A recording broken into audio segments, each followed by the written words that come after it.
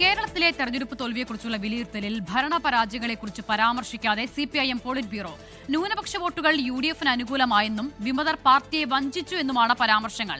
പരാജയത്തിൽ പിണറായി വിജയനെ ഒറ്റയ്ക്ക് പഴിക്കേണ്ടെന്നും പ്രതിപക്ഷ നേതാവിനെ കുറിച്ചുള്ള ചർച്ചകൾ കേരളത്തിലാണ് നടക്കേണ്ടതെന്നും ജനറൽ സെക്രട്ടറി MA ബേബി പറഞ്ഞു.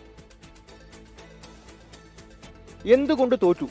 CPIM പോളിറ്റ് ബ്യൂറോയുടെ വിലയിരുത്തലുകൾ ഇങ്ങനെ: ന്യൂനപക്ഷ വോട്ടുകൾ UDFന് അനുകൂലമായി, പാർട്ടി ശക്തി കേന്ദ്രങ്ങളിൽ പോലും തിരിച്ചടി, ആസൂത്രിത നീക്കം നടത്തിയ വിമതരുടെ ജയത്തിന് വ്യത്യസ്ത കാരണങ്ങൾ ഉണ്ടെന്നും റിപ്പോർട്ട്. പാർട്ടി വോട്ടുകൾ BJPയിലേക്ക് ചോർന്നിട്ടില്ല എന്നാണ് സംസ്ഥാന ഘടകം യോഗത്തിൽ വ്യക്തമാക്കിയത്.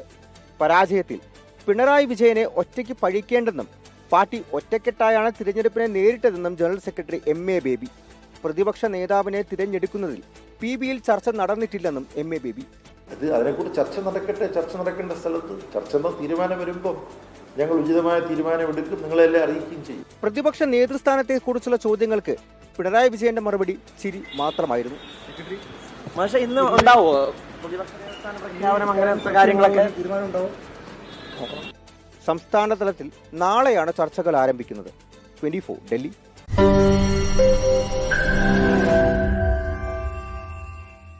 ലോകത്തെവിടെയായാലും ഏത് സമയത്തും 24 വാർത്തകളും ഓഗ്മെന്റഡ് റിയാലിറ്റി പാക്കേജുകളും എക്സ്പ്ലെയിനറുകളും വിശദമായി കാണാൻ ഞങ്ങളുടെ YouTube ചാനൽ നിങ്ങൾക്ക് സബ്സ്ക്രൈബ് ചെയ്യാം.